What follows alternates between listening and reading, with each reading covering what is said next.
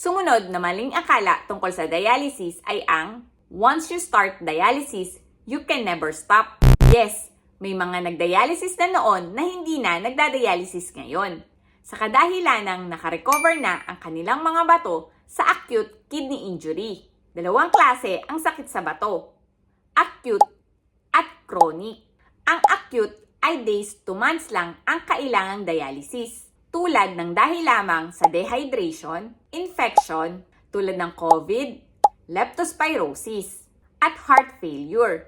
Ngunit, kadalasan ang mga kaso ay ang chronic kidney disease o mas kilalang CKD stage 5. Ito ay ang mga pasyenteng kinakailangan ng regular na pagdadialysis till such time na makapag-undergo na sila ng kidney transplant. Base sa pag-aaral, ang common cause ng CKD ay ang diabetes at high blood pressure. Dahil naniniwala ako na napakahalagang malaman ang mga tamang impormasyon upang malabanan at mapagtagumpayan pa rin ng mga dialysis patient kahit meron silang karamdaman. Mahalagang malaman ang mga ito upang mas lumakas at mapanatiling positibo sa buhay. Dahil ang kalaban natin dito ay ang kamangmangan na nagdudulot ng stress, anxiety, at pag-iisip na nakakapagpababa lalo ng ating immune system.